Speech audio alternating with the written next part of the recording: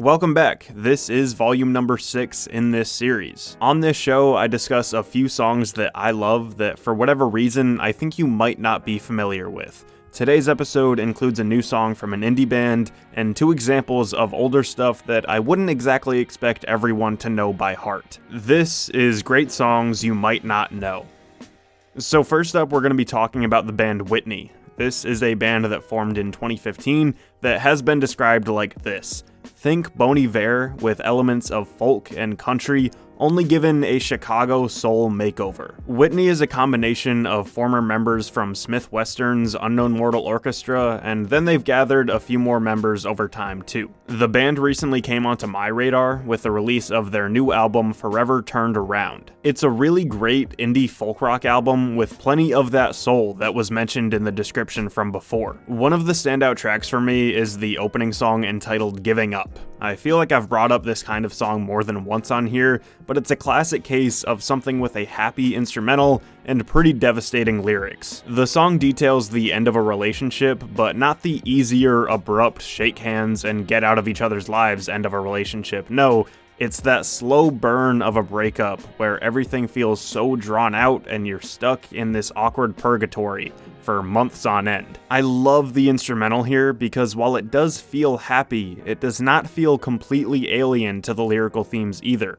It's a complex thing where the instrumental seems to understand that slow, drawn-out breakup, but it's choosing to smile at the situation instead of crying. It's like the smooth pep-in-your-step drums, the waning guitars, and everything else in this instrumental are saying to the vocalist, "We get it, this is tough right now, but life goes on. It's gonna be okay." Speaking of that vocalist, his tone and cadence match the vibe perfectly. He sounds tired and it's like he's on the verge of becoming upset, but then his pitch is so pleasant and sweet that you forget how sad the words that he's singing really are. It's a wonderful song, and you should really check the whole album out too. Even when you're giving up.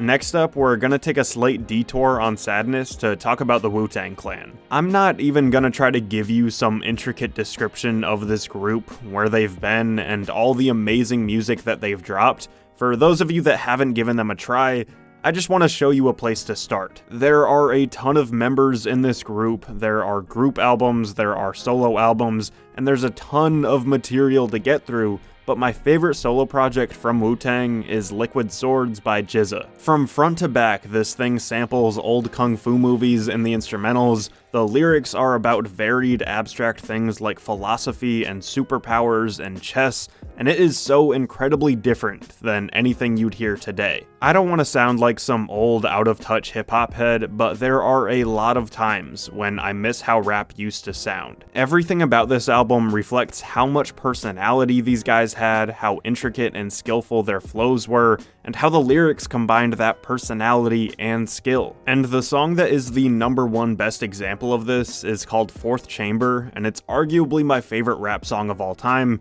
and it features my favorite line of all time too. It's got GZA, RZA, Killah Priest, and Ghostface Killah, and it embodies everything I've said so far. The personality, the skill, the intricate flows, the kung fu movie sample at the beginning, it's this dark, grimy beat, and how could you not marvel at this line from the RZA? Camouflage chameleon, ninja skill in your building, no time to grab the gun, they already got your wife and children. Last but not least, we have another all-time great musician that I can't even attempt to introduce you to in just a few minutes. Joni Mitchell is the best, arguably the greatest singer-songwriter of all time, and after you listen to this album, if you haven't already, you'll see why. Blue is one of the best albums ever made, point blank period. It's been called the definitive breakup album, and it's the definition of putting all of yourself out there and sacrificing everything for your art. It's a folk rock project that I think is at its best with track number 9, A Case of You. It's hard for me to put into words how this song makes me feel. It cuts so deep. Joni's voice is raw emotion to the core, these words are heartbreaking, and I just want to give somebody a hug after I listen to it. Just for a small taste, verse 3 is as follows. I met a woman, she had a mouth like yours. She knew your life, she knew your devils and your deeds, and she said, go to him, stay with him if you can, but be prepared to bleed. Again, Like, how do you even try reviewing and talking about a song that is so moving and so incredible? I'm at a loss for words. But be prepared to bleed. Oh. Be sure to check out all these great songs. Let me know if there are any that you'd want to see in the next episode, and thanks for watching. Hey everybody, thank you for watching that video. I am demanding you to go listen to that Joni Mitchell album if you haven't already.